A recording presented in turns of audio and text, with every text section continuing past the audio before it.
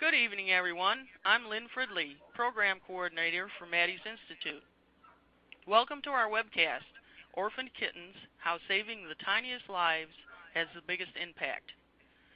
We have an action-packed presentation for you tonight, along with many resources that you can use to help save your orphaned kittens. Our speakers are Dr. Ellen Jefferson, Executive Director of Austin Pets Alive, and Heidi Beyer, Certified Veterinary Technician. Since 2008, Dr. Jefferson has led the Austin animal welfare community into becoming the largest no-kill city in America. Contributing to this achievement is the Bottle Baby Nursery program, which, coupled with home-based kitten foster care, saves hundreds of kittens' lives each year. Heidi Beyer currently works full-time at a veterinary clinic. She's been fostering and saving orphan kittens for over 20 years. Heidi is a self-sacrificing person who has an incredible heart for these precious babies. Her hope is that others will join her in her passion to give these little ones a fighting chance at survival by becoming a foster parent. Now, before we get started, there are a few housekeeping items that we need to cover. First, 10 audience members will be chosen in a random drawing for a door prize. Each will receive one snuggle kitty, which acts as a virtual mom, with a heartbeat and heat to comfort your orphaned kittens. Winners will be contacted via email, so good luck. Next, take a look at the left-hand side of your screen where you'll see a Q&A window. That's where you will ask questions during the event. Dr. Jefferson and Ms. Beyer will answer as many as they can at the end of the presentation. But please submit your questions early. Questions submitted in the last few minutes will not be processed in time for a response. If you need help with your connection during the presentation, you can click on the question mark, which is the help icon at the bottom of your screen. There are other little images along with the help button. These are called widgets. The 3 green file widgets will take you to the resources that our presenters wanted to share with you, as well as some from Maddie's Institute. Don't worry if you don't get a chance to review them during the event. The resources will also be available on our website after this presentation. Before I turn things over to Dr. Jefferson and Heidi, I want to say a few words about Maddie's Fund. We are the nation's leading funder of shelter medicine education, and it is our goal to help save the lives of all of our nation's healthy and treatable shelter dogs and cats. The inspiration for that goal was a little dog named Maddie who shared her unconditional love with Dave and Cheryl Duffield. They promised her that they would honor that love by founding Maddie's Fund and helping make this country a safe and loving place for all of her kind. Please use what you learn here tonight to make the dream she inspired a reality. We will start tonight's presentations with Dr. Jefferson. Thank you for being here tonight. Thank you so much for having me. I'm really excited to be here. So the first part of the program, we'll be talking about specifically the Bottle Baby program that we've started in Austin that is a way to deal with incoming kittens. And the second part is more about the individualized care of the kittens. So I just wanted to clarify that at the beginning. But the program that we started in Austin, we built it around the concept of not euthanizing animals that are coming into the shelter. And our city, in 2007, euthanized at least 1,200 bottle baby kittens. And those were classified as kittens that were under the age of about 6 weeks. And we believe that between 1,200 and 2,000 come in every year. So previous to 2008, all of those kittens were euthanized.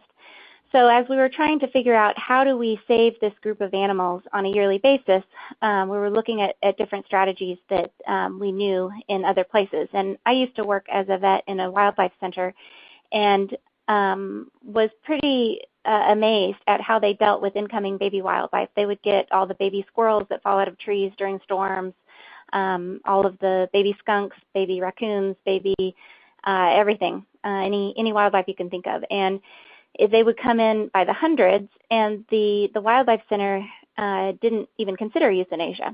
So the system that they had created, they weren't, because they're wildlife, they weren't really set up to be foster-based, which is how we've dealt with dogs and cats previously. But they had a system in their building where they would set up the babies as they come in and put them by species in little containers. These little I'll show a picture later of some of the options. But and then they would have an intern or a volunteer start at one side of the room and start feeding the entire room full of babies. And so they would go from cage to cage to cage. They reached the end, and then they would start all over again and feed everybody again. And they would do that all day long, every day, until the babies were big enough to be moved to different parts of the wildlife center. And so what we tried to do with Austin Pets Alive is mimic that model and see if we could make it work for kittens. And that's really the main way that this is different than a normal shelter program where animals come in, they get the individualized care through a foster, and then get adopted, from the foster home. This is more of a mass approach to trying to deal with the large numbers of bottle babies that come in. We didn't have a building. In 2008, when Austin Pets Alive started, we didn't have a building. We didn't have any staff. We didn't have really any funds either. And we started with trying to create spaces out of nothing. And I think hopefully most organizations are a little bit further ahead than we were at that point. But we created our first bottle baby program out of this trailer that's on the picture. And it was actually only half of that. The front half from the Austin Pets Alive forward was the bottle baby ward, and the back half was cat adoptions. And so it didn't hold very much capacity at all, but it allowed us to get started and to have volunteers come to a central place where we had a key hidden, and volunteers would come through the night and through the day and take care of the kittens. So it shows that you can actually do this anywhere. I think a building is much better, but a trailer worked for us. We started with, like I said, no staff. We were really reliant on volunteers to run the program. And as we were getting started, it became evident that we started putting all of our eggs in the basket of the ward or the nursery, and working really hard on that, and not necessarily pushing them to foster, because ultimately the goal is to push the bottle babies to foster and have that individualized home experience, and not have them all in one place for their entire babyhood. But as you're putting all this effort into the nursery, the foster kind of got forgotten. And so I wanted to just throw this in here, how important it is that the volunteer program part, where you're getting feeders lined up and you're having people help with scheduling, and I'll go over the job positions in a minute, that's really important for the nursery, but ultimately moving them to foster is critical. And so you can save more lives by keeping the ward and the nursery as a safety net for the kittens that are coming in, rather than as a end location for them. The goal shouldn't be to stay there forever. One of the big things is getting the nursery covered. Obviously, that's a huge deal when you're talking about feeding lots of kittens every 2 hours throughout the evening. We started with all volunteers and had a shift. We had shift leaders that would kind of lead the volunteers that came in. So there might be 2 volunteers on a shift, and the shift leader would help the new volunteer or the less experienced volunteer kind of navigate the ward and know where everything is, and what documentation they need to fill out, and following disease control protocols. And so it just helps to have shift leaders. But the most important thing is the coverage, obviously. We have a feeder board and log that we still use. And so as the kittens are fed, it's a whiteboard on the wall, and it lists every litter. And as we got bigger, we moved it to multiple whiteboards. But the concept is that you just need a way to help people understand where to start, which babies that we're concerned about, and make sure that nobody gets forgotten. So if you have a log and a board, then that's the checks and balances that you can have in place to make sure that every kitten gets fed. And then we had the lockbox, like I talked about. The volunteers had access to that. And each kitten has a chart, and the chart has the animal's identification information in it, the information from their intake examination, and then also their feeding chart. So we can monitor how much weight they're gaining every day, how much they're eating, if they have any preferences for nipple style or how warm the milk is, that is all jotted down so that one person doesn't necessarily have to verbally talk to the next person that's feeding. It's all logged on the chart. And if each person fills out the chart, then it is a communication device that keeps the baby's care constant. This is hard to see small, but we have several ways that we try to communicate. It's a lot of information. Obviously, we've got a lot of protocols. We have, it's impossible for everybody to memorize every single thing. So we try really hard to create ways for people to be reminded about the most important things, and also make it easy for people to communicate about their schedule, about issues they're having, and then any notes about the babies. So we use Google Calendar to sign up. People can log in and pick a shift to sign up to.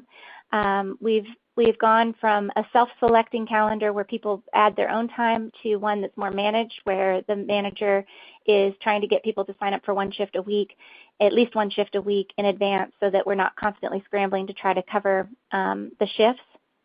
And we also have a scheduler volunteer that helps to remind people to sign up, reminds people that if they already have signed up, that they need to show up for their shift. Sometimes volunteers don't recall how important it is that they actually show up.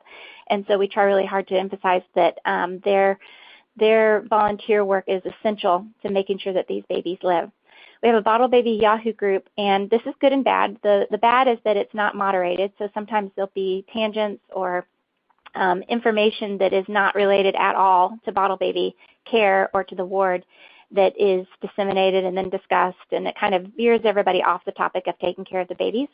So that's the negative. The pro is that by having this central resource, you can put files on it that anybody can access from anywhere. So if somebody is actually at the nursery and is having trouble recalling something, they can pull up on their smartphone information. And also it keeps every conversation logged for forever. So if, like, let's say a piece of paper gets lost, you can go back and try to search for that kitten and find out the information based on this electronic communication device. The whiteboard we already talked about, and then notes, we use sometimes we'll use little, Post-it notes to mark a specific animal.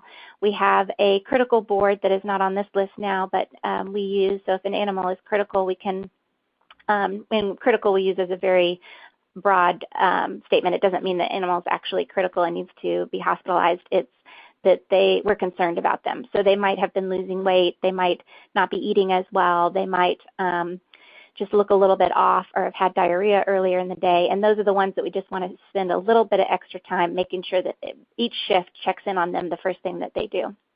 And then the daily log is a way for the volunteers to communicate with each other.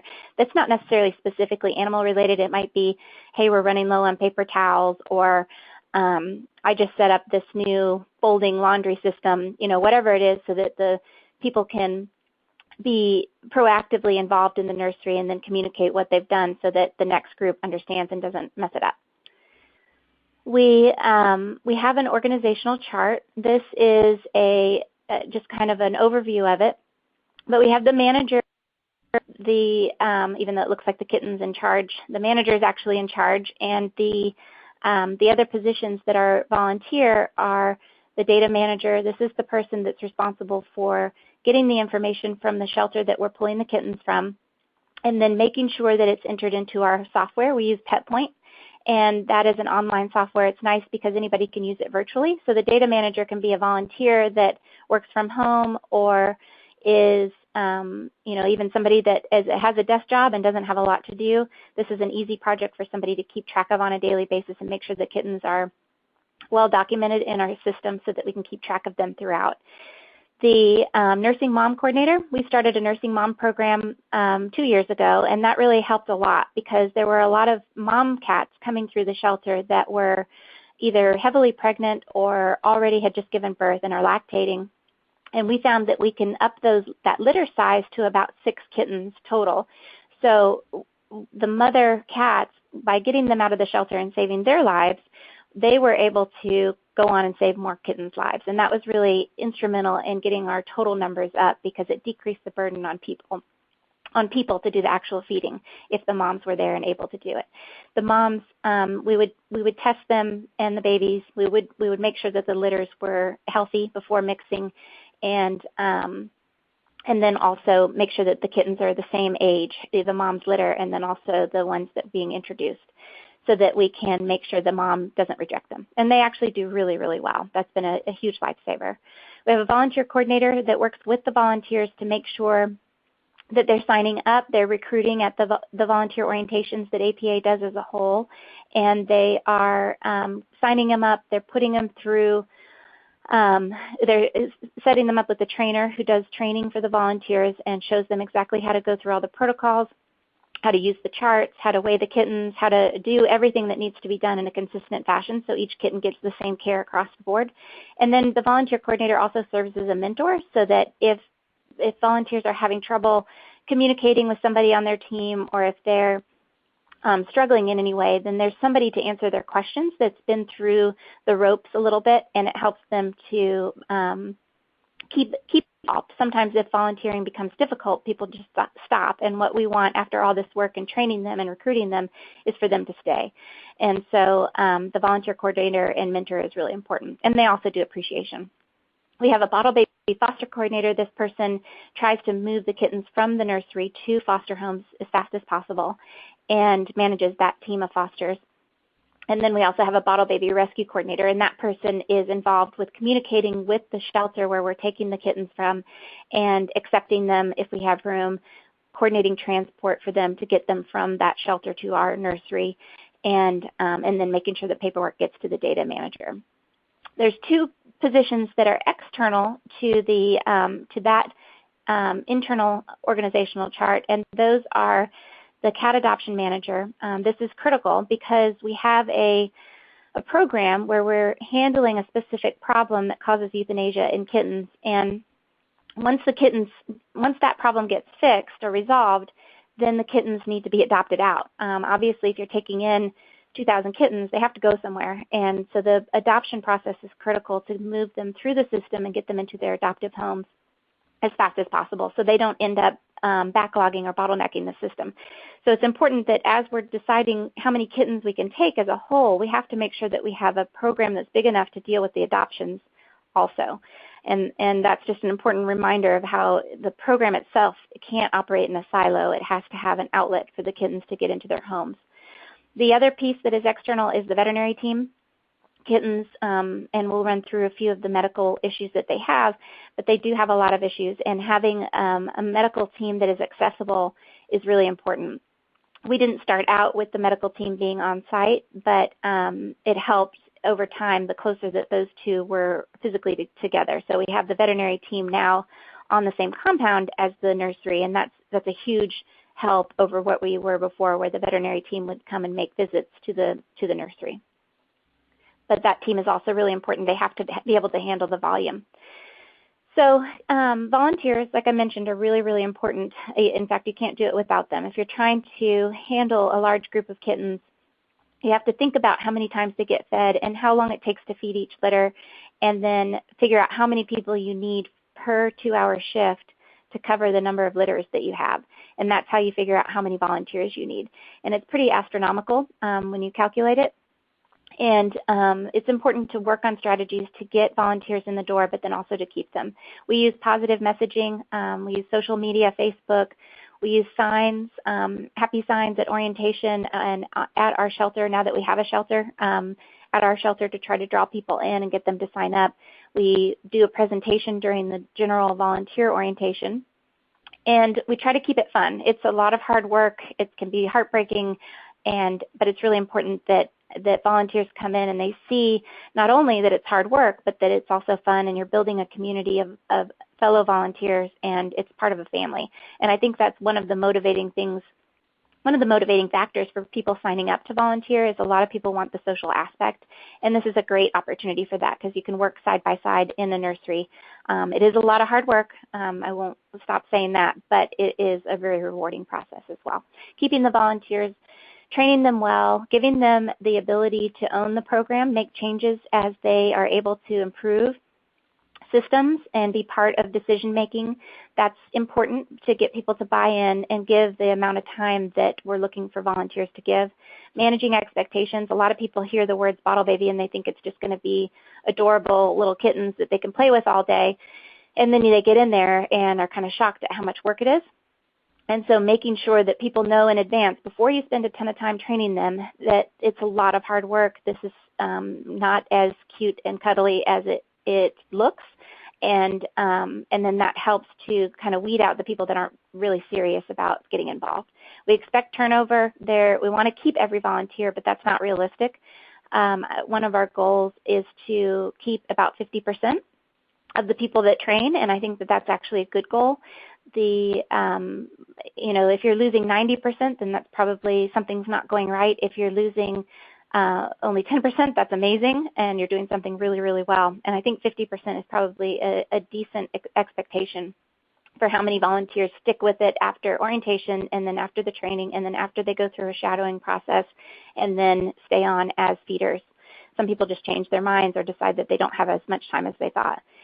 And then giving people specific roles, that's the point of having a feeder, specific feeder roles and job description that goes along with being a feeder. Oh, it looks like we have our first poll question of the evening. Are you planning to start up a nursery utilizing more people than just yourself and your family to care for orphan kittens? This is your opportunity as the audience to chime in, so please select your choice here. Yes, I want to start a nursery at my shelter. Yes, I want to start a nursery at my home. No, I don't have the resources to start a nursery. No, it's too much work. And no, I'm not interested in starting a nursery. So please submit your answers. We will go to the poll results in just a second. I'm going to give you just a few more seconds to submit your answers. Are you planning to start up a nursery? So let's look at the poll results. And Dr. Jefferson, what do you think of that? Wow, that's really interesting. So it looks like a lot of people are interested in starting a nursery at their shelter, and I think that's great. I think this is a need that is probably everywhere in the country for these kittens, and I'm excited to see that there's a lot of interest in this. And hopefully this will be a helpful tool as we go through the rest of the presentation.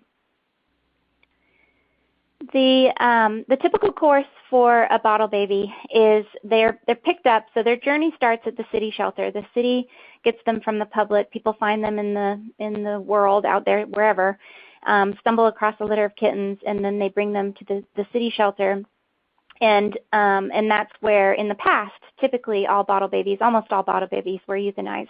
And it's because most city shelters don't have the resources to take care of this high needs group of animals. And that makes sense. The goal of this program is to try to find an alternative route for them so that they don't end up being euthanized. So they get to the shelter. We generally have about 2 hours to pick them up. That's when the call or the email is placed to our rescue coordinator. And then they figure out transport, find a volunteer to transport them. One of the ways that we keep transporters engaged is that they're the ones that are allowed to name the kittens. We use a system for naming that it follows the hurricane system. So every litter, it starts at the beginning of the season with the A1 litter, and then the B1, and then the C1, and so on. And then as soon as we get to Z, we start all over again with the A2, B2, C2. So as people are going for transport, we tell them what letter we're on, and then every kitten in that group gets a name started with that letter. But it's up to the transporter to name them. So that's a really great perk for people, and they love it. They love it. So we never have a problem with people going to pick up the kittens and bring them over to the nursery. As soon as they are brought to us, we test them for feline leukemia, even if they're a day old. We have tests for feline leukemia that are separate from the FIV tests, and for kittens under the age of 4 weeks, research shows that there's a possibility that they will test a different test later for FELUC. So we test once when they're very young to make sure that they're not coming in already exposed to the virus, or to hopefully not be already exposed. And then we test them again later in their process when they're 6 weeks old, and make sure that they haven't converted to positive if they were negative. And then at that point is when we test them for FIV at the same time. For the FELUC test, if they test positive and they're big enough, we will retest with serum. One of the things that I've learned through this that I didn't know before was that the IDEX test will occasionally cross-react with red blood cells, and you can get a false positive. So spinning the blood down and doing a serum test with no red blood cells is critical to making sure that's not a false positive result. If it is really positive, then we set them up, we isolate them, we keep them in the nursery. The actual spread of feline leukemia is very hard to spread them from cage to cage. It's more of the commingling where they're living together in a nest that they spread it. So we'll set them up, but they'll be somewhat isolated from the rest of the kittens, and then we try to push them to foster. And then again, we'll retest after 4 to 6 weeks. And we have actually a very high conversion rate from negative to positive, which is exciting, and we hope to get some real numbers around that soon to share with people. But it's good because it shows that by giving them time for their body to fight off the disease, a lot of them actually do. If they're negative, then they proceed into the nursery. And on intake, they're treated for fleas with the teeniest little drop of frontline, and given Strongid orally for internal parasites. We also give them a shot of penicillin, and the purpose of that is that when they're switched from mother's milk to formula, a large number of the kittens will get diarrhea. And so, we found that diarrhea is responsive to antibiotics, which means that it's a bacterial imbalance, probably due to the diet change. So because the penicillin G lasts for 48 hours, after each dose lasts for 48 hours, we give that dose at intake, and then that helps prevent a large number of them from getting diarrhea from the diet change. So we started that because it helps us to control the amount of time and energy we're spending on the individual diarrhea cases by treating all of them for diarrhea, since a large number of them get it. They get charted, they get their charts like I was telling you about earlier, and they all get fed and set up in their kennel and added to the whiteboard. The protocols that we have a lot of protocols because everything needs to be very clearly spelled out for each volunteer to keep it consistent. So we have protocols for how we do intake, we have sanitation protocols, we have prevention protocols for how to prevent ringworm spread, how to prevent upper respiratory and diarrhea, illness protocols for all of those things. Feeding and recipes, those are important because most people that have had any experience with feeding kittens have different ways of making the food, different formulas to use, and we need everything to be exactly the same so that we've got a very consistent program, and each kitten is getting the exact same treatment so we can reliably know what they've had in their past as we're evaluating anything that might go wrong in that kitten's future. And so it really helps to have everything nailed down and solidified, and also the volunteers to sign off on it too, so they understand where we're coming from. Outcome protocols, sometimes kittens die, and you need a protocol so you know which kittens are not still in the nursery and where they've gone. If they've gone to foster, have they been, did they get euthanized? You know, what happened to them? Make sure that we don't lose kittens. It's crazy how easy it is to lose track of the data that is so critical for keeping the program organized. And then the protocols for making sure everybody gets vaccinated as soon as they're old enough, and keeping parasites away.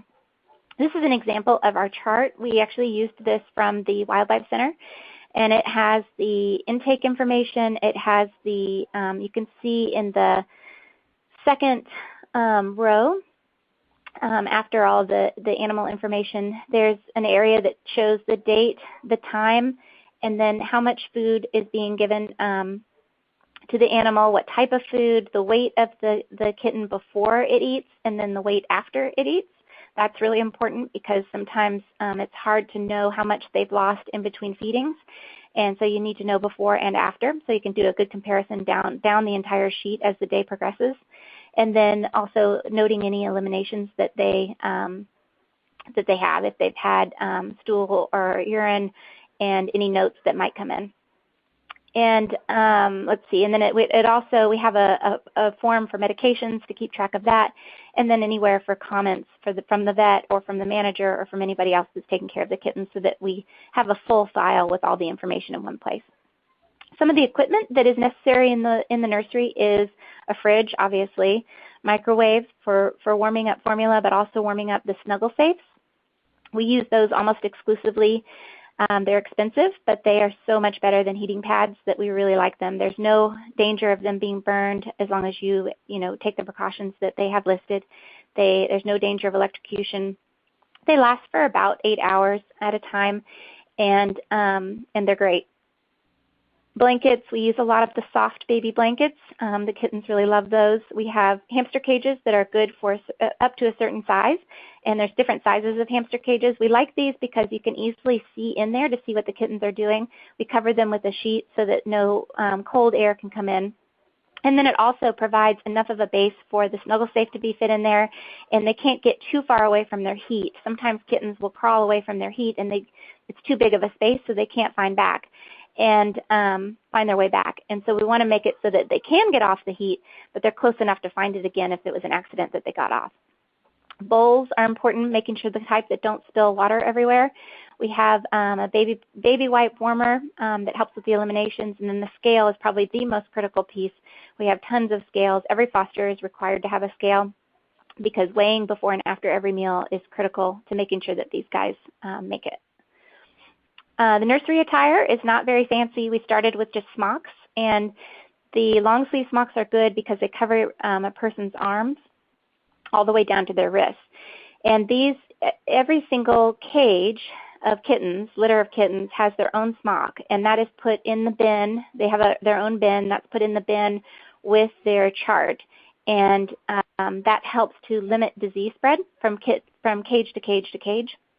We use gloves as much as we can. We want to use them on every single kitten and change them in between every single kitten, but that's sometimes difficult because of costs. Washing hands is as good as long as people are diligent about being able to do that. Closed-toe shoes are important, and then having your hair tied back. The hair, if people have long hair, if it's dangling in front of the kitten, that is just as good a disease spread as your shirt. So it's important that everything is kept away and the kitten's really only having contact with hands and then the smock that's individual for them.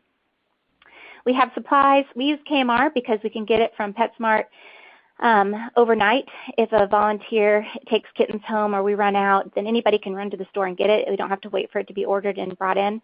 And we can also order this through MWI, which is our veterinary distributor. And that helps with consistency, so we're never in a place where we've run out of milk and we have to switch brands, which is also going to cause a lot more diarrhea. Bottles, cat litter, we use non-clumping cat litter to try to get them to start eliminating in the right place as soon as they're old enough. Cotton balls, hand sanitizer, all of these things are important. We love the Royal Canin baby cat kibble because it's so tiny and the kittens love it, but consistency is the most important thing. Warmth, which I think will be talked about later, but I think that it's important enough to bring up again, that it's one of the most important things you can provide to these kittens. They can't maintain their own temperature, so they have to have an external source of heat that's even warmer than a person. A person's not warm enough to warm them up to where they need to be. Some people mistakenly think that if they just hold the kittens and snuggle them closely, then they'll stay warm. That's not enough. They need to actually have something that can warm them up to where they need to be, which is closer to 102. We obviously don't ever place them directly on the heating source. One of the issues that we ran into early is that the nest can get pretty damp. Somebody spills water. Sometimes they're moving around on the blanket and eliminate. And you don't want them to end up in a situation where there's a wet patch that then is exposed to the heating pad that then can burn them. And kittens have to be warm when they're eating or they won't be able to absorb their food. The one thing that we have started this year as opposed to last year is a model of all in and all out. And the concept is that every kitten that comes in, every litter that comes in over a week at a time goes into one room. We have the luxury of several rooms now that are in our new building. And so 1 week's worth of intake will go into one room. And then once that week is over, intake is shut. So no new kittens can move into that room. And the foster team goal is to get all those kittens removed as fast as possible so we can clean that entire room and start all over again. And we have 3 of these rooms. So the goal is to have every room emptied by the end of 3 weeks. And then they'll be cycling. So every week we have a new room to work with. And we're hoping that this will help limit disease and kind of minimize risk. If you have a whole bunch of kittens in one room and one breaks with disease, if you've got those rooms separated and different people handling different rooms, then that helps to decrease the amount of spread that disease can have. And so we're excited to try this. I think it's going to be better than everybody being in one room together. The aspirating is important to prevent we have a little protocol here that people follow if they accidentally get formula down the wrong pipe. One of the things I like about this picture is that feeding them on their back is one of the main reasons they get this.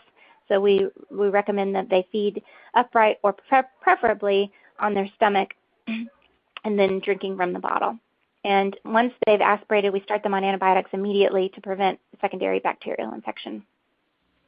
Medical guide, there's a lot of information in the handouts that I've prepared, and we have certain things that we consider urgent and certain things that we consider important but not necessarily an emergency.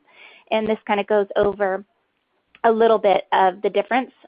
We want to be on top of something that is life-threatening immediately, and then the things that we want to watch closely are the ones that we want to prevent from becoming life-threatening. So those are important to deal with that day, but not necessarily an emergency run over to the clinic.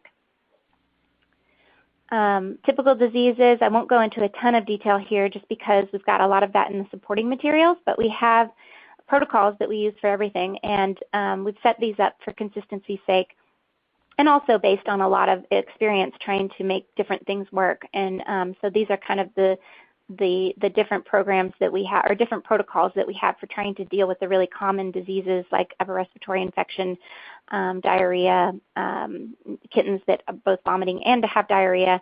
All of that should be listed in the supporting documentation. And unfortunately, almost every kitten gets sick with something, either diarrhea from food change or they come in with some illness. And so it's important to have a good grasp and a good protocol for how to deal with the diseases before they get out of control and before you run out of time to actually deal with it and save their lives. Fading kitten syndrome, this is an important thing to recognize. There are many, many, many causes of fading kitten syndrome, and it's characterized by kittens that just sort of wind down. So they're awake and active and hungry and meowing, and then maybe the next time you check on them, they're lethargic. Sometimes you can see that queuing up in advance, like they're stopping growing, they're losing weight, they're not nursing quite right, they might be a little wobbly, or they're just inconsolably crying, and then the next time you check on them, they've faded and become really lethargic, almost like they're fainting. And usually it has an underlying cause of disease, and sometimes it just hits them so quickly that they can't compensate for it like a normal cat would because they're so small and fragile. And so we have a protocol for dealing with that and trying to revive the kitten, get sugar into them, get their blood sugar up, and get them warmed up. Those are the two main symptoms of fading kitten, is hypoglycemia and hypothermia. And then it's just as important once they do get revived to get them on appropriate treatment for whatever might be wrong that caused them to do that in the first place. And sometimes that can be a little bit of diarrhea, sometimes it's upper respiratory. And we have another poll question. Have you experienced fading kitten syndrome? Yes, no, or not applicable? Please answer whichever one applies to you, and we'll see what the audience says about this question. Have you ever experienced fading kitten syndrome? And here are the results. Wow. Lots of people. Yes. Yeah, it's a common problem. It's not something every kitten goes through, but it's common enough. And there are, I have read, and I don't know how much research is behind this, but I've read that even in the wild, 20% of kittens will be lost, even from a good mother that's taking care of them well. And I think that fading kitten syndrome kind of takes the weaker ones, and our goal, of course, is to save every single one of them. But it's important to know that this is out here and that there needs to be a protocol in place to try to revive them. You can actually revive a huge number of them with the right care. We have some videos that you can't click on the screen, but you can find them in after the presentation is over. And they just go over some basic points that really Heidi's going to cover a lot of anyway. But it's nice to see a video for reference later for feeding and caring for bottle babies, and then also taking care of gruel babies. We call babies gruel babies once they've graduated from the bottle to starting to eat the watered down canned food, and they're called gruel babies, and that's a little bit less intensive than the bottle babies. The lesson learned, we have lots of lessons learned. We've been doing this for a while. There's lots of things that go wrong.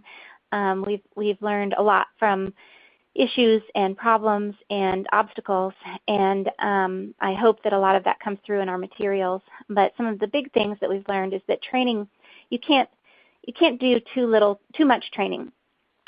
People need to be shown exactly what to do. They need to see it multiple times before they feel comfortable. A lot of people get in there and are kind of overwhelmed with the amount of responsibility.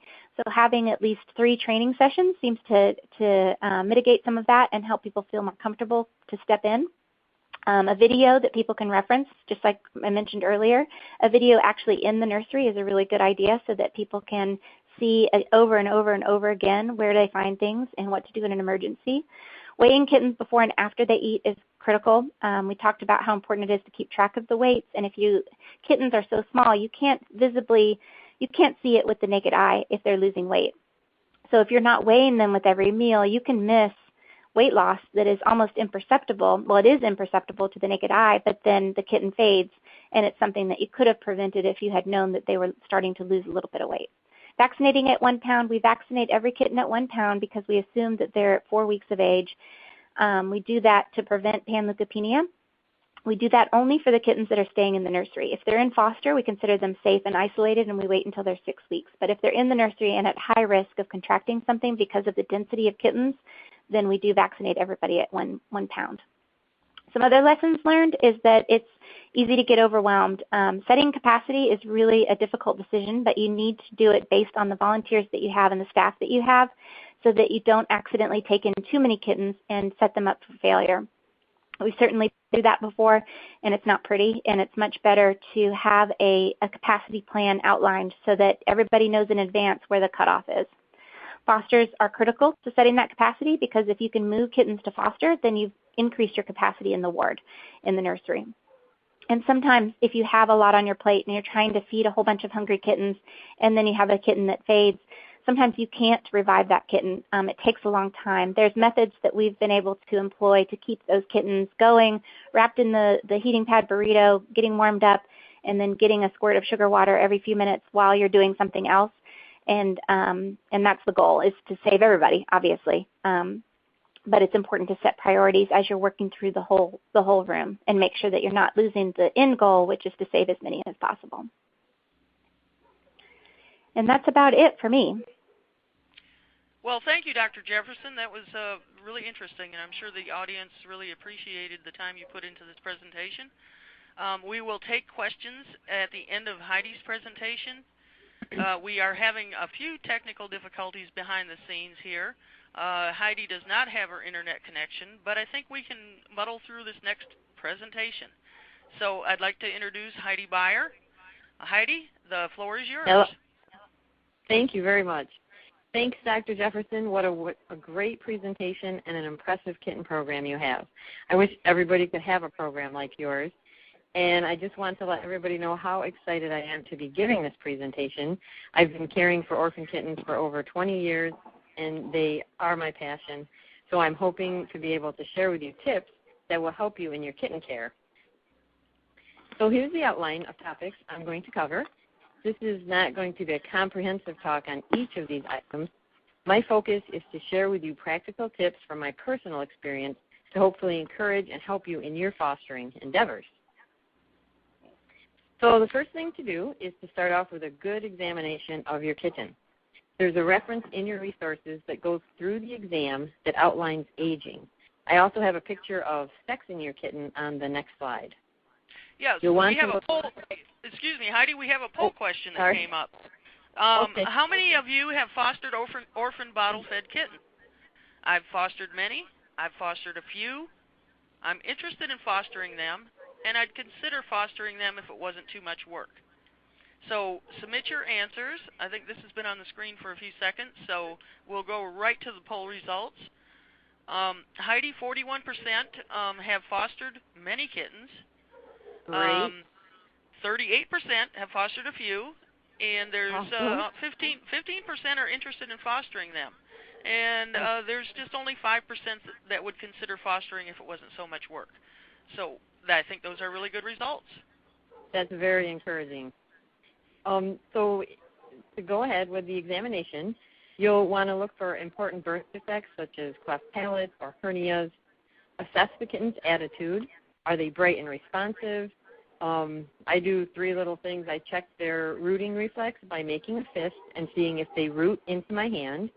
I check their suckling reflex by putting my clean pinky finger in their mouth to see if they suck on it.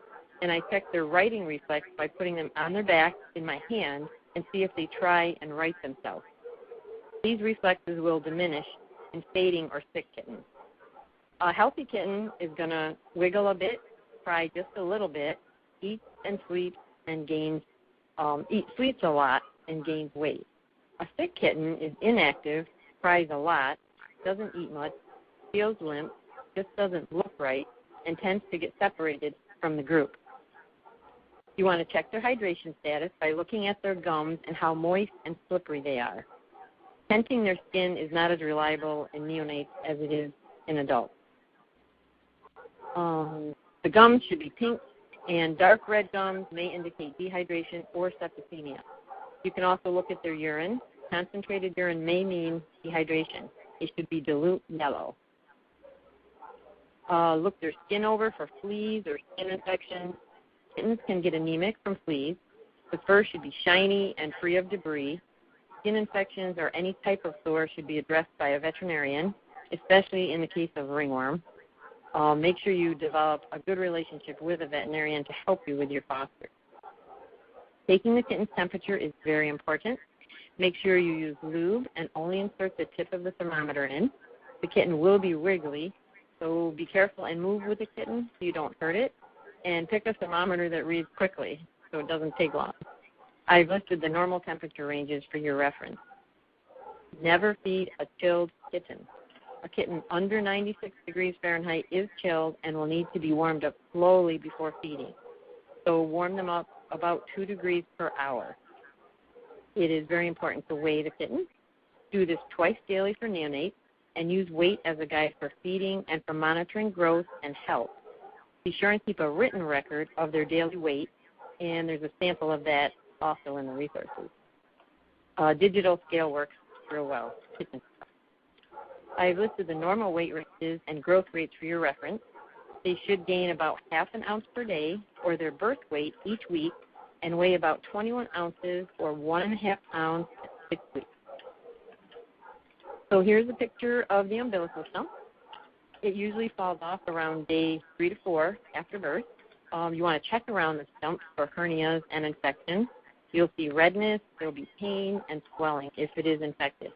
If you see anything like that, it will be important to seek veterinary care as soon as possible. So do you have a boy or a girl? Here's a picture to help you sex kittens. Males have 2 dots. They have a urethral dot and an anal opening. And females have a slit and a dot, and they're closer together on the female. It's always great when you have like one of each in a litter because then it makes it pretty easy. You just hold them up next to each other. Internal parasites are very common in kittens, so I treat all my kittens preventatively with Pyrantel or Stronges, starting as early as 2 weeks and repeating every 2 weeks for at least 3 doses. I run Picos on all kittens, especially those with diarrhea, and treat accordingly as needed. I use Tenazrol for Coccidia or for unresponsive or bloody diarrhea, and I use Panicure for Giardia. Since my kittens are in foster care, where there is a limited number of cats, and the population is fairly stable, I start vaccinations at 6 weeks and then revaccinate every 3 to 4 weeks.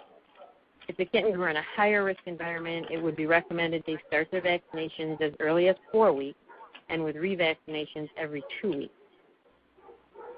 If the kitten drank colostrum and the mom had antibodies to share, these temporary antibodies can provide protection to the kitten for around 8 to 12 weeks. Then the antibodies fade away. These are great to have, but they can interfere with vaccination, so never assume that a vaccinated kitten is fully protected. Always be thoughtful about disease control with baby kittens, vaccinated or not. Diarrhea is also very common, maybe from internal parasites or dietary issues from adjusting to the formula.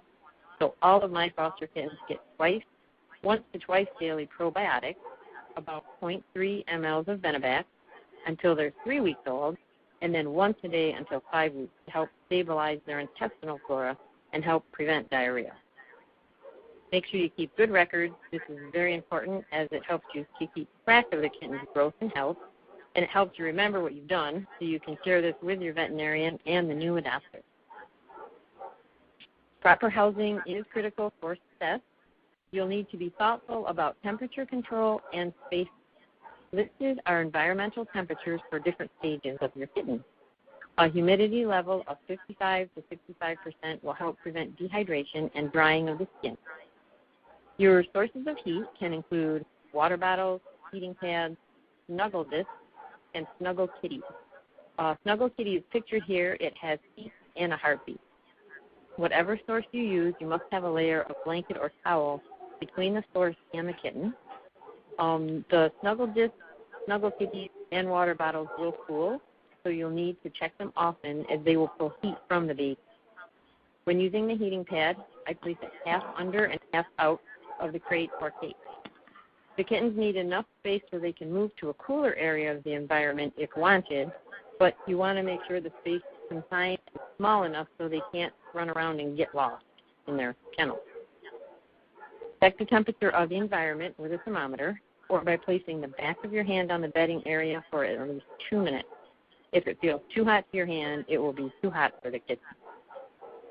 I always have extra supplies on hand for changing out, such as towels, paper towels, and if possible, try not to mix litters, as this may result in spreading disease from one litter of kittens to the next. Not all of the infected kittens are showing clinical signs, but they still may be shedding and able to spread their infection to others. Kittens cannot regulate their body temperature for the first 2 weeks of their life, so external heat will need to be provided. I like to use a heating pad set on low. I put it under half the carrier. Make sure to double up on the blankets that are directly over the heating pad and check the temperature. Neonates cannot necessarily move away from the heat at their age. I provide soft blanketing or fleece free from holes or frayed edges, strings. Kittens can become entangled in holes and strings that are hanging from blankets. Check regularly if bedding becomes wet or soiled, and change out immediately. Wet kittens can become chilled very quickly. Also, a growing kitten living in dirty conditions may not value a clean environment when they mature.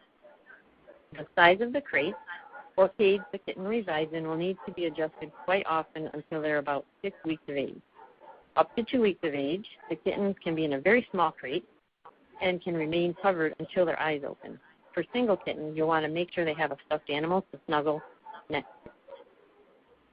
At about 2 to 4 weeks, the crate should be bigger, and I uncover half of it to allow light in, as their eyes are starting to open, and they're also beginning to hear. They can still have a warm, covered side. Litter box is not necessarily needed yet, as they are still dependent on assistance for elimination. At around 3 to 4 weeks of age, they may start to eliminate on their own. I get really excited when I start to see little pee spots on the blankets in between feedings. That means feeding them without needing to stimulate them is right around the corner. And when I start seeing more than one spot in between feedings, that's when I start putting the litter box in there. At about 4 to 6 weeks, 4 to 5 or so, the kittens can have an open cage with small wires to avoid escape, with room to walk and stretch their legs. There'll be some overlap with their age as far as this housing goes, and the food, water bowl, and litter box need to be accessible. The size and location of the litter box do matter. You want to keep the litter box as far away from the food and water as possible. And keep in mind, kittens at this stage are very messy, and they may climb the side of the cage and tip stuff over, so be sure to check them often and clean up. For the litter box, I use a very small, shallow box to start with at about 3 to 4 weeks. And this picture is a drawer organizer that I got from an office supply store.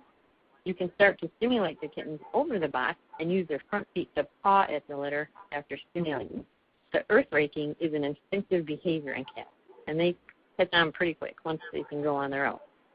And don't panic with kittens that are slow to use the box. They eventually get there.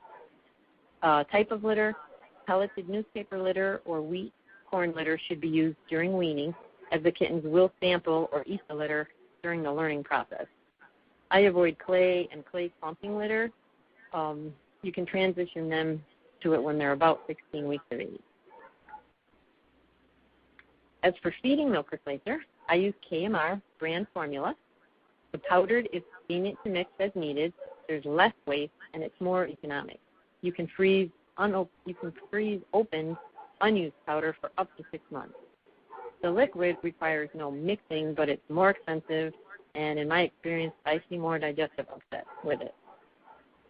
You only want to use homemade milk replacer in an emergency situation. I've included a few recipes in your references, and if you know you're going to be bottle feeding orphan kittens, just keep a can of the KMR in the freezer and take it out as you need it. Milk replacer is made from cow's milk. Kitten-fed milk replacer don't seem to grow quickly.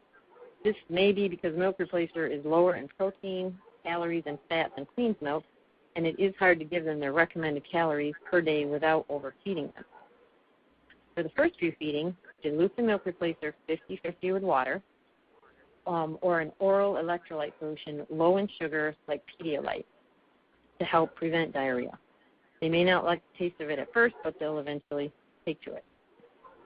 For nipple selection, very important, you want to use a standard size, but not longer than 5/8 of an inch to prevent aspiration of the milk.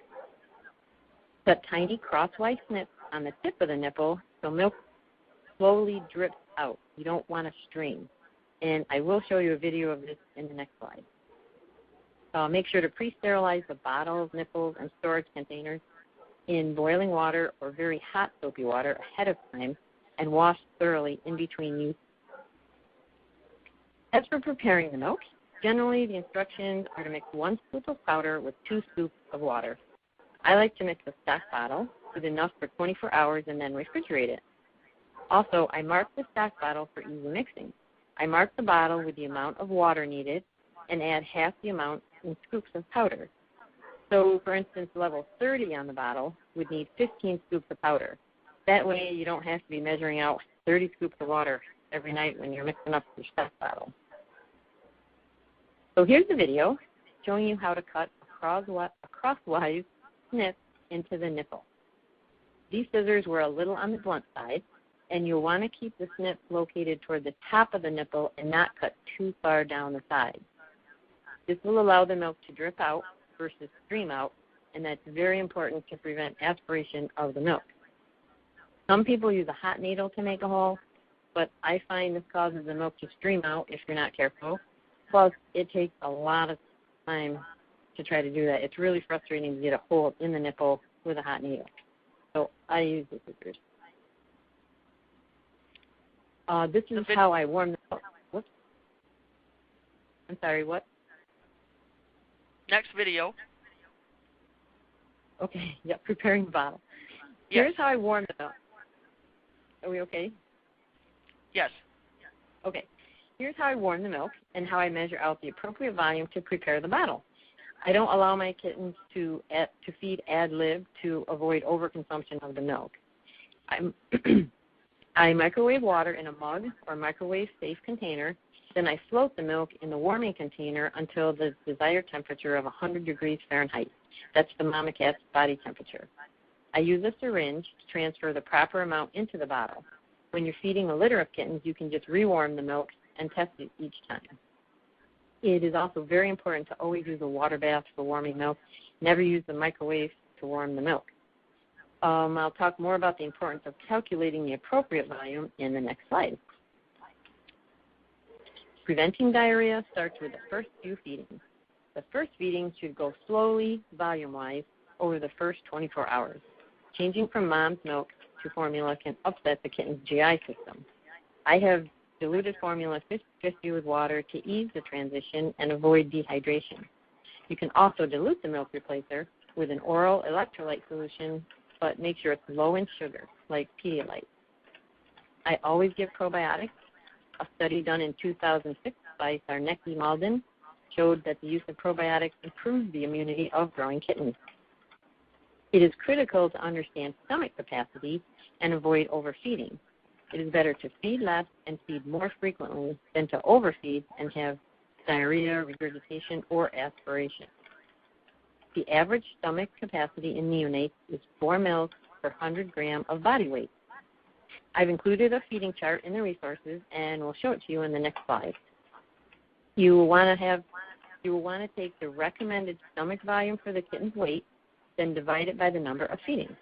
A 1-week-old should be fed every 3 hours, even through the night. A 2-week-old, you may be able to stretch out the feedings to every 3 to 4 hours.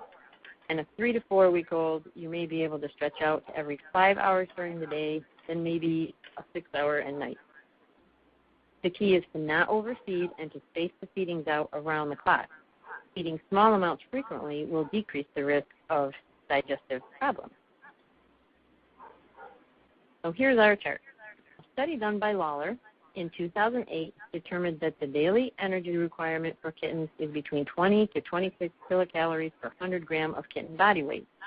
This study also determined that the comfortable stomach capacity for kittens is 4 mils per 100 gram of body weight. Most commercial milk replacers in the U.S. are 0.74 kilocalories per ml and deliver a little over 19 kilocalories per 100 grams of body weight. This table has calculated the daily volume to feed an orphan kitten using the 20 kilocalories per 100 gram of body weight. As you can see, based on the comfortable stomach capacity, the kitten will need frequent feedings to meet its daily caloric needs while not exceeding stomach capacity. This may be why bottle-fed kittens grow slower than queen-fed kittens. If the kitten is adjusting well to the feeding, you may be able to increase the volume for feeding to help reduce the frequency of the feeding, but be aware that this will increase the risk of digestive upset as well. As the kitten starts to eat solid food, you can also reduce the frequency of the feeding. Again, this chart is in your references.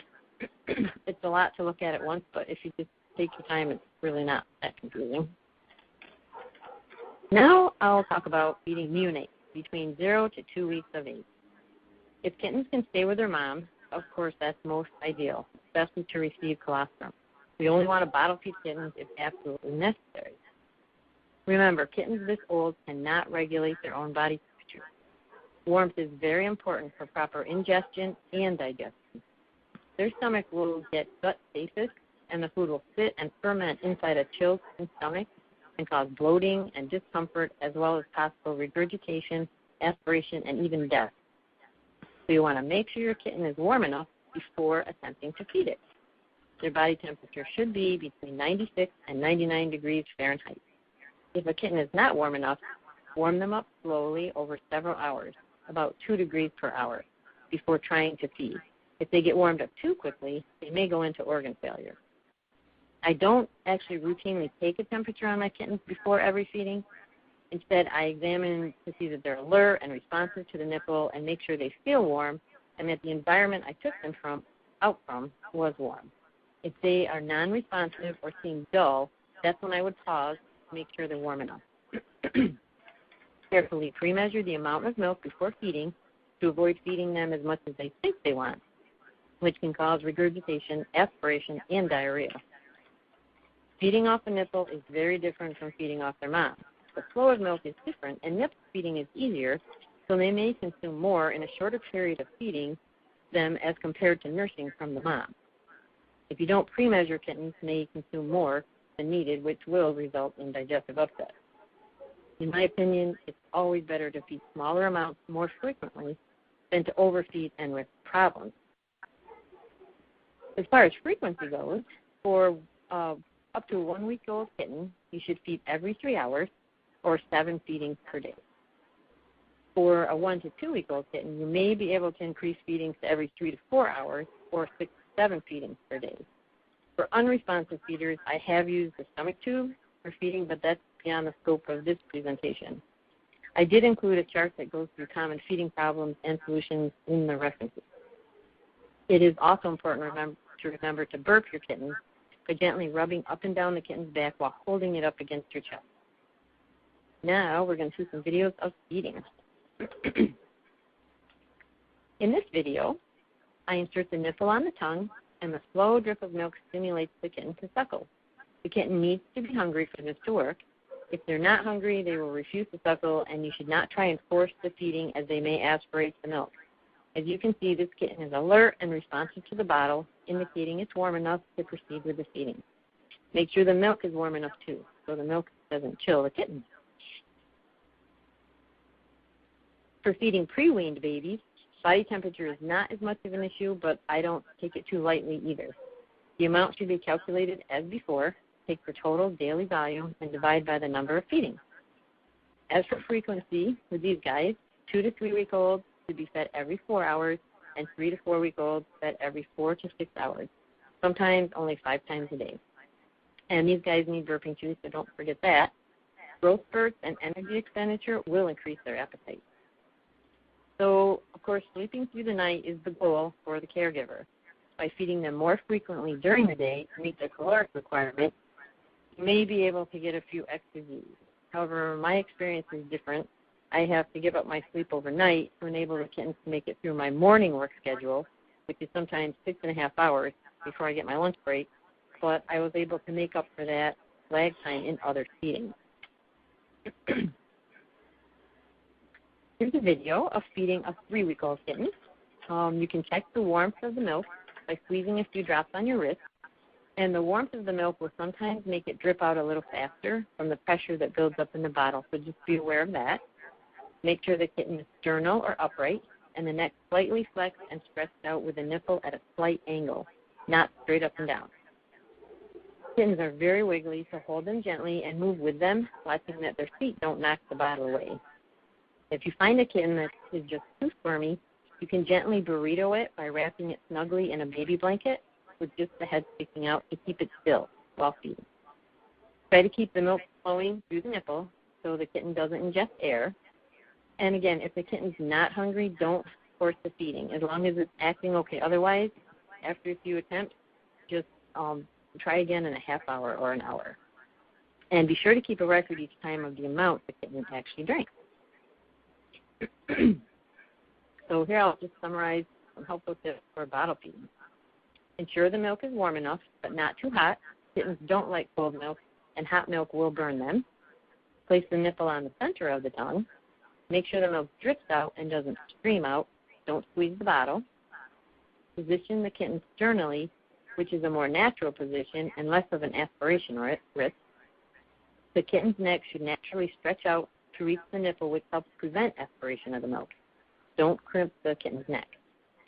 Angle the bottle to prevent consumption of air and continuous flow of the milk, but not too high, causing the kitten's neck to extend up. Don't use a nipple longer than 5/8 of an inch. You don't want the end of the nipple to be placed at the back of the kitten's tongue because of the aspiration. So this is a lot to think about all at once, but be patient with yourself and with the kitten. I find after the first few days, the kitten gets the nursing down with no problem at all. You can start weaning kittens at about the age of 4 weeks.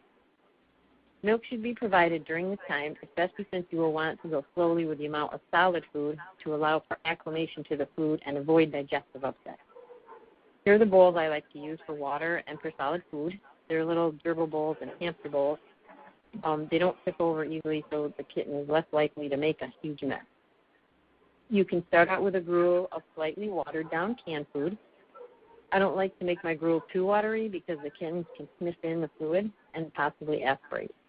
Plus, it's a lot messier to clean up on the kitten and in the environment. Here's a picture of a kitten eating.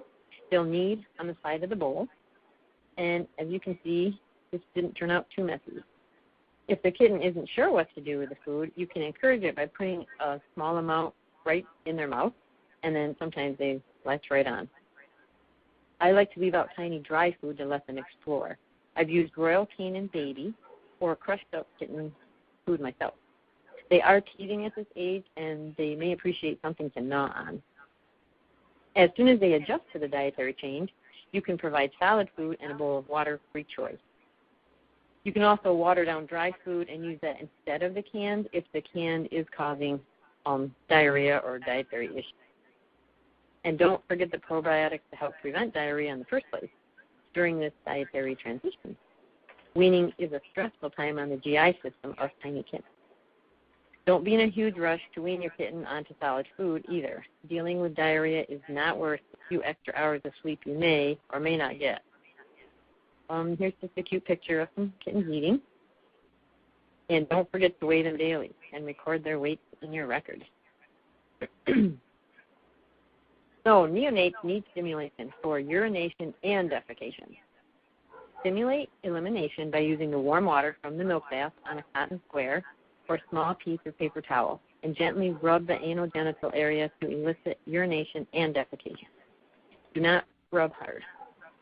I like to stimulate over a garbage pail. You can move the kitten over the litter box at 3 weeks so they kind of start to make the connection. Neonatal kittens are reflex eliminators and cannot urinate or defecate on their own, so stimulate after each feeding for up to about 3 weeks of age. They should urinate every time, and the urine should be clear with barely any color. The purple arrow is pointing to dilute yellow urine. Kittens may not defecate every time. They usually defecate every 24 to 36 hours. The stool of a bottle-fed kitten should be light brown, yellowish, and toothpaste consistency. If the stools are liquid, green-yellow, then you may be going beyond the kitten's stomach capacity when feeding. For post-wean kittens, you can start training them to use the litter box by stimulating them over the box and using their paws to grasp the litter. And for grooming, I use a warm, slightly damp cloth and groom the kitten daily as the mother would, behind their ears, down their back, their belly, their face, etc. I just don't soak them because that would chill the kitten. So here we are, a video of stimulating urination. Keep stimulating until there is no more urine coming out. They need the stimulation to completely empty their bladder. When they are ready to defecate, they will use abdominal effort and appear to strain. You need to be patient and gentle for that because it may take a moment or two of consistent stimulation even after they're done urinating for them to defecate. And then always clean up the area when they're finished. Cleaning and disinfection is important for all ages. Make sure you clean and disinfect the bottles and nipples between uses. Make sure your kitten is staying clean as well as its environment. Wash your hands between handling. You can also wear disposable exam gloves. And thoroughly clean and disinfect all appropriate items between litters to prevent the spread of infectious diseases. You want to avoid the use of pine oils or phenols for cleaning, and remember to wipe up cleaning agents because the residue and even the fumes can be toxic. Maddie's Institute recorded an excellent talk by Dr. Kate Hurley from UC Davis on sanitation to save lives. You'll find a link to it in your references, and I highly recommend watching it. As for socializing, up to 2 weeks of age, kittens should be fed, stimulated, and kept warm. You want to avoid a lot of handling by others or handling even in between feeding. Kittens need to eat, sleep, and grow. 90% of their time is eating or sleeping, and overhandling causes chilling, stress, and increases their risk to infection. At 3 to 5 weeks, kittens should start to be handled carefully in clean situations by all types of people in small increments of time. Children, adults, men, women, loud people, quiet people, and don't feel guilty about asking someone to wash their hands before they handle your kitten. At 6 to 8 weeks, that should be a time to allow kittens to run and play in different environments with different types of toys, boxes, scratching posts, etc. So we'll talk a little bit about the situations that you may encounter with your orphan kittens. Kittens that are not nursing, you want to check if they're warm. If they are truly unresponsive, you can warm them up gradually and give them a little Karo syrup under their tongue. If that doesn't help, you need to get help from a veterinarian. Some kittens are poor doers and unfortunately die despite all your efforts. It's been reported that 20 to 40% of kittens die within the first 7 days of life. This is also known as fading kitten syndrome. Caring for kittens with upper respiratory infection involves symptomatic care. You want to keep them hydrated and keep their eyes and nose clean. Use a warm, damp cloth to gently wipe each eye individually and clean the nares often. Consult your veterinarian if you feel like they need additional fluids or antibiotics, and they can direct you with what to do with that. If a kitten has dark yellow urine, it may not be drinking enough. You want to double check that they're getting the right volume of milk. If a kitten has diarrhea, make sure your milk is prepared properly and that you've ruled out parasitic and infectious causes. This is especially important if the kitten also is vomiting. Having a strong relationship with a veterinarian is essential. Most kitten diarrhea is from dietary issues and with supportive care will resolve. Unfortunately, there are not a lot of options except cow-based milk replacements. To address diarrhea, I use probiotics. I sometimes will dilute the KMR, and I will reduce the volume of the feeding while increasing the frequency, so the kitten is getting the full volume for the day. Once in a while, the kitten will need subcu fluid. Running a fecal to test for parasites is helpful. I prophylactically treat for some of the more common parasites, but occasionally a kitten will have coccidia or giardia. Feline panleukopenia can also cause diarrhea and is life-threatening to that kitten and any others in the environment. Any kitten that is both vomiting and has diarrhea should be highly suspect of having panleuk and should have veterinary care as soon as possible and be isolated from any other cats and kittens.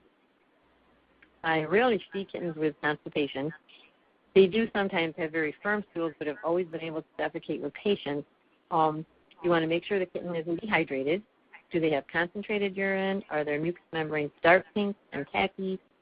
If your kitten is straining, it could be from colitis from diarrhea. And if you're concerned, you should seek veterinary advice.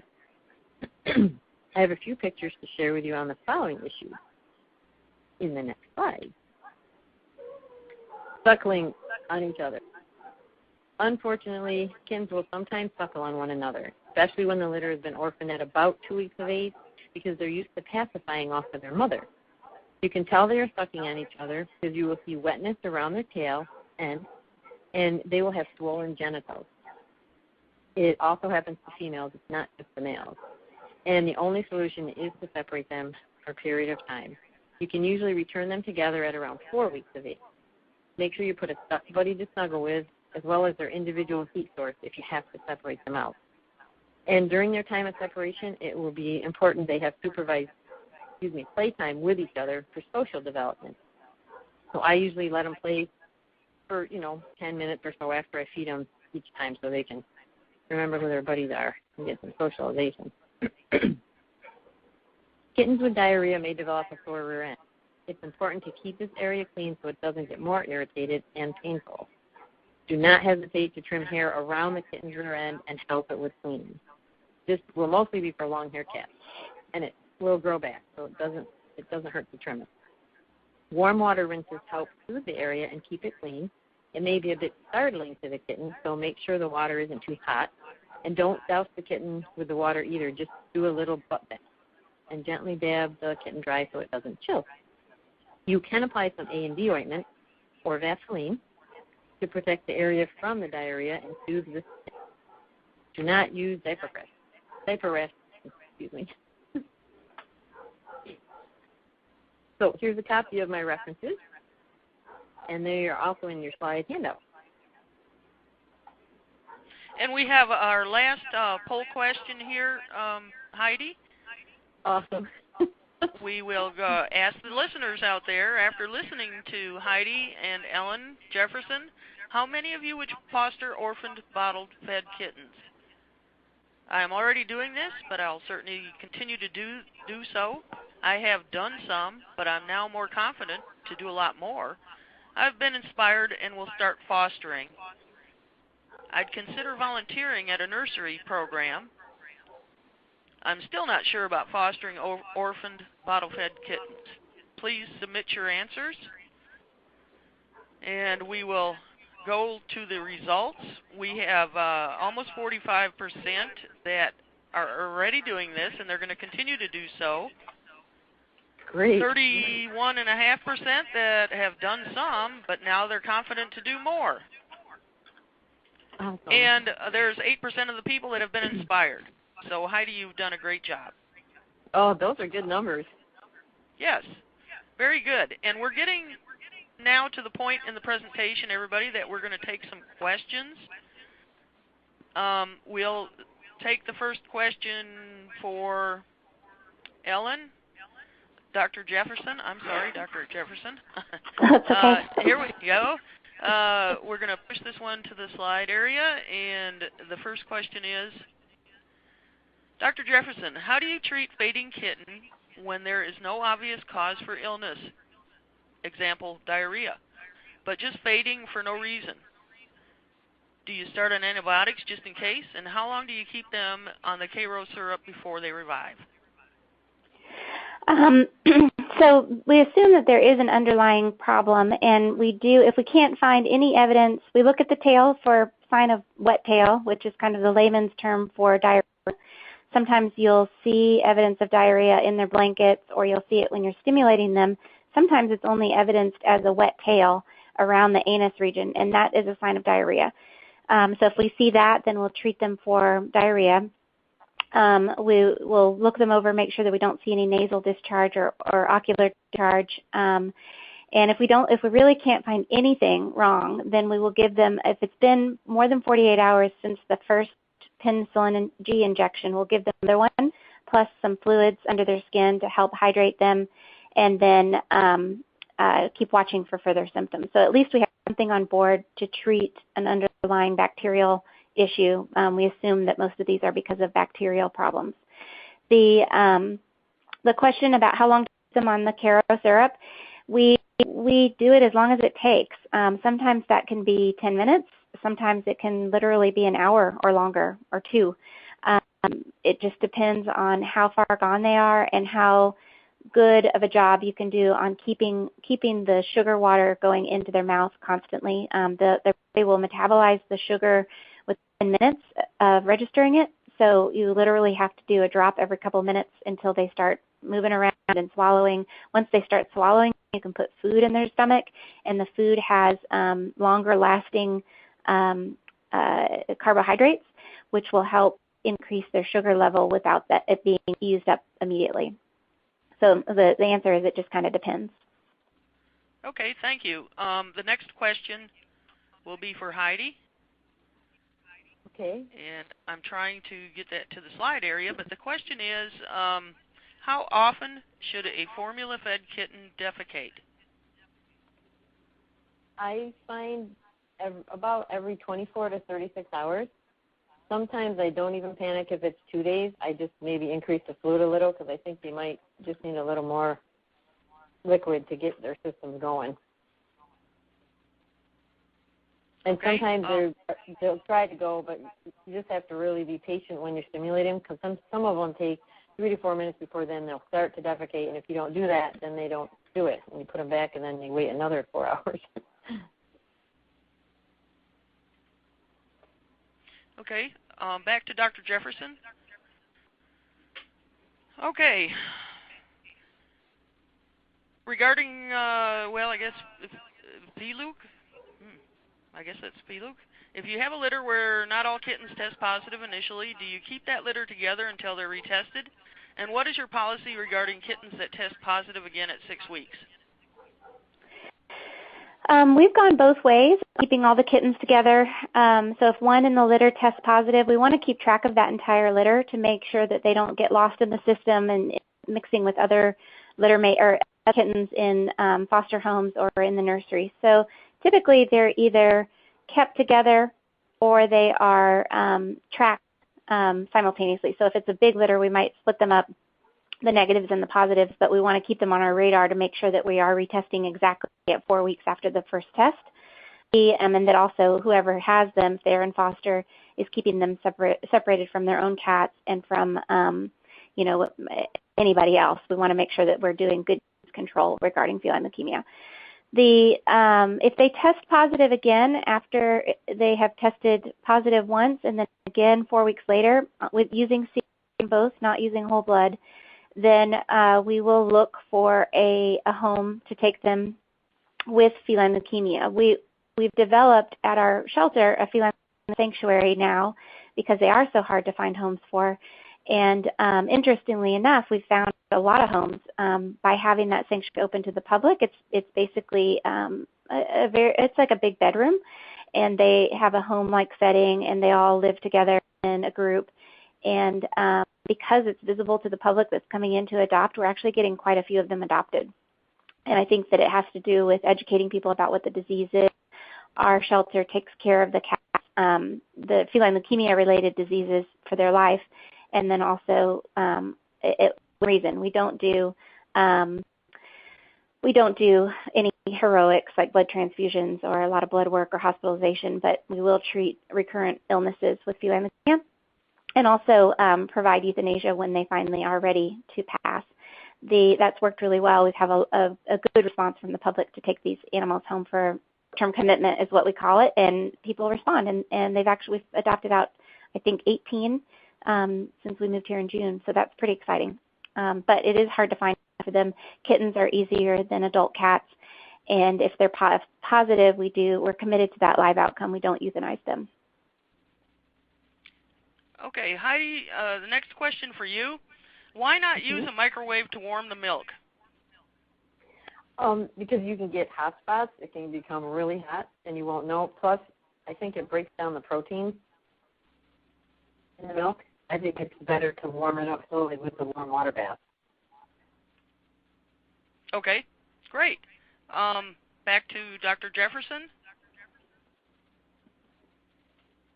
And the question is, do you only give one injection of Pen-G prophylactic dose? Yes, we do one injection at intake. If diarrhea does develop despite that injection, we will do a second one 48 hours later. But typically that one injection does the trick. Great. Heidi, another one for you. What about using all species milk replacer? I never have. I stick with the kitten milk replacer. As we had talked about, nothing is ideal for kittens except for mom's milk. So if I'm going to use anything other than mom's milk, I go with the ones that have already been developed for kittens. Okay. We're getting down to the time that we're going to have to leave the air, but we'll get one more question for Dr. Jefferson as soon as I can find a question. Here we go. How much sugar water do you give to fading kitten, and for how long?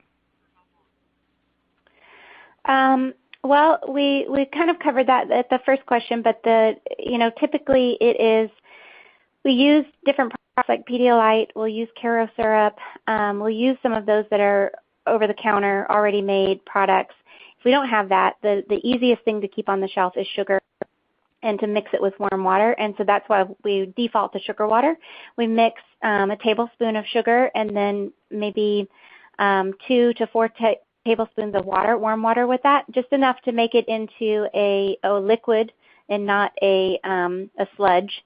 And then we drip that in. You want it to be well mixed so that it's not just water, but we drip that in every couple of minutes until they're swallowing and moving around and warming up.